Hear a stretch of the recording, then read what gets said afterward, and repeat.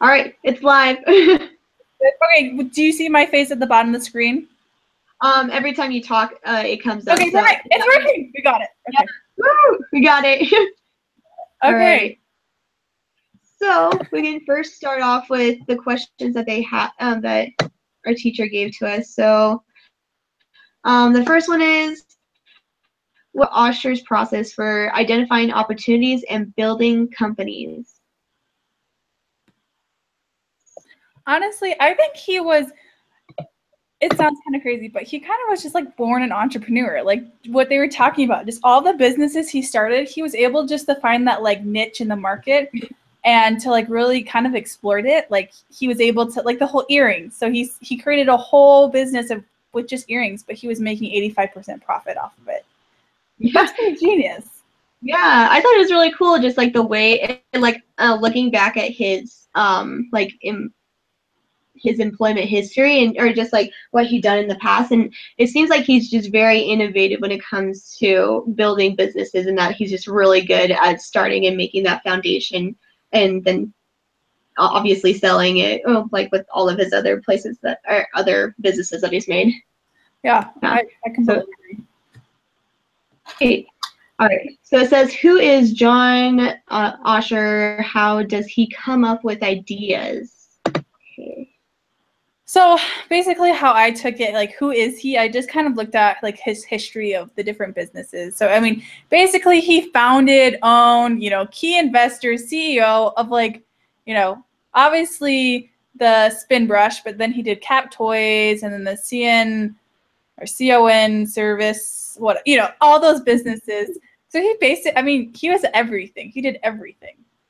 Yeah, he really did. And it didn't seem like he was going specially into something. Like he was able to just pick something out and go with it. And I'm trying to think of like how to say it, but it's like he didn't know anything about like the dental industry, but he went into that and he was able to find a way to make it so that it was a lot cheaper for those spin brushes. And so he just seems to be really good at finding those little niches. Yeah, no, I just actually thought about it right this second while you were saying that it's interesting because you're right, he has no experience. I mean, technically no experience in the fields he's going into and creating these things, but then that kind of doesn't give him any like limits. He's like, well, I haven't ever done it a certain way, so what does it matter? I'll just work and do it my own way. Yeah, I thought that was pretty cool. Yeah, that's way cool. So let's see. The next one is spin brush a good idea? How does John evaluate opportunities? Yeah, that's cool. It's definitely a good idea. Just like with how like competitors are selling their electric toothbrushes for like $30, and then he's selling it for like $6 or however much, just for so much cheaper, and so it's just flying off of the shelves because people love that kind of stuff. So I think it's an awesome idea. I know like it specifically said not to like go look at, like he said that some of the stories or the cases we get are like realistic and some of them aren't, but like just thinking, being in the grocery store, I've seen like those kind of cheaper spin brushes and they're like $10, and especially they have like a huge kids market for them because what parent wants to spend $50 on a toothbrush when they're just gonna throw it, let's be honest, they're gonna throw it in the toilet and you have to throw it away. So $6 for one, of course. Okay, we'll just get a new one if your kid throws it in the toilet. Exactly. Yeah, so definitely he has like that market or that target market of like little kids or whoever, or just people in general like me that don't like to spend $50 for a toothbrush. So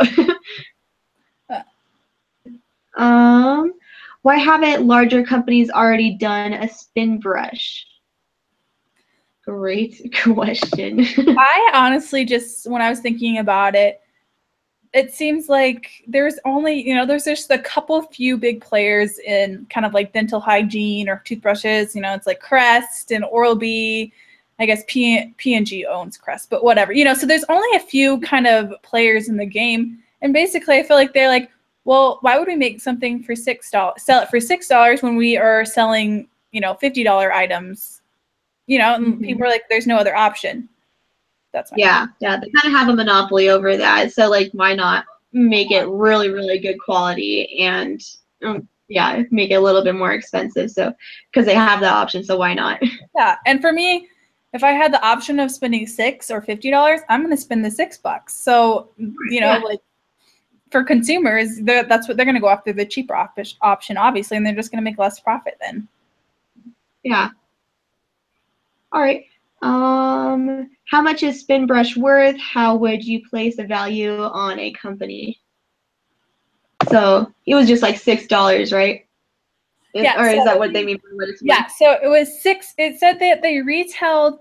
So like smaller grocery stores and whatever, they were charging $6, and then like big chain stores like Target and Walmart, they were $5.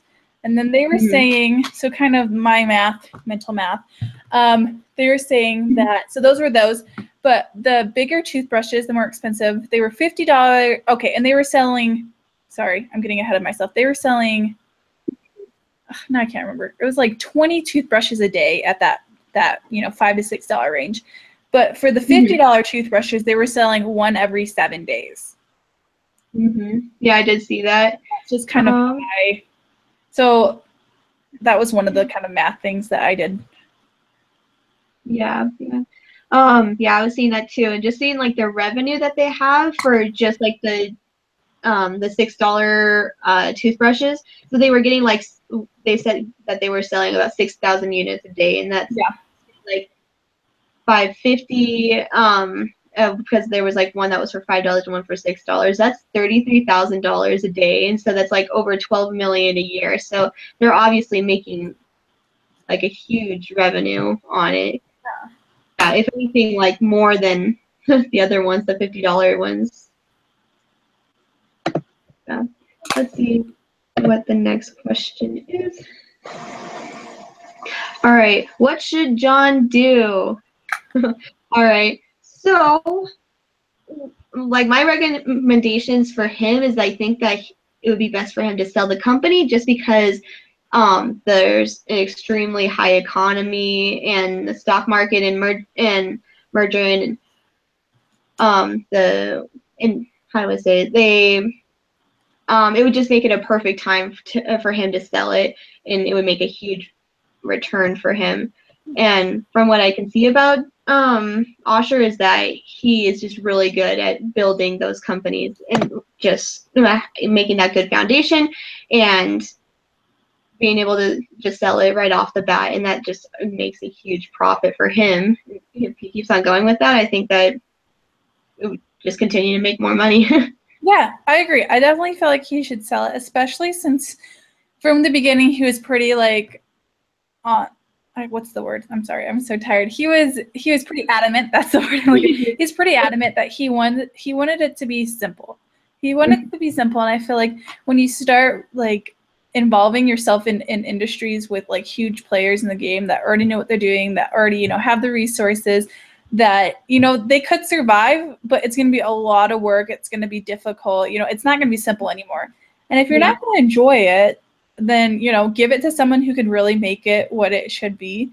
And he's so good at starting other companies. Take that money that he'll make a ton, and go start something else, and just start that whole process again. Because it seems like that, like you were saying, like he's really good at making that starting process and then selling when he's like, okay, I'm done, like it's getting too much. Which I don't blame him. He wants it to be simple. Keep it simple. Yeah, I think so too. And just because he doesn't have that expertise in the dental field, then it's like it would make it a lot harder for him, because then he would have to know a lot about that. And he's just really good at having just the basis of any company that he's making. All right, so next one is, how do you analyze a case? All right, so just from watching the videos that Brother Crawford was talking in, it looked like we would have to just look at the first part of it and the last part of it, and kind of just like step back and see like, okay, like what did he say? Like, start asking yourself questions like, what's actually happening here? What's the situation? What kind of case study is this? Like for this one, it's decision. For Osher, trying to think of how else you would analyze the case. Yeah, no, like I agree. So For me, it's interesting because I didn't know that when I read, that's what I usually do. Actually, is kind of do the case, like when I read, do most things. I actually like analyze it first, and it's always interesting because for me, especially like, you know, that first paragraph, that first section, it kind of summarizes in short, not the whole thing, what the whole article is going to be like, and then when you get to the end, it's either answering those questions, but in this case it doesn't. It just explains, you know, what is going to happen after the article, you know, or whatever reading is happening. Like what is the next step after what we just read. So I think that's always interesting. Yeah. Yeah, I was thinking that too. That's just kind of how I go about any kind of article, is just like trying to pick out those parts first and try to figure out like what's actually going on versus like just going in blindly, like getting all these details that I just don't need yet or don't understand. So yeah, I guess it's like we kind of do it already. Yeah. All right. So it says, write what question you learned to ask as an entrepreneur. Huh. I mean, I think my question would be, well, hold on. Right, what question you learned to ask being an entrepreneur. Okay, so I think being an entrepreneur, you have to ask, like, is there a need for this in the market? And will it be successful? You know, there may be a need for it, but the need may not need to be fulfilled. Mm-hmm.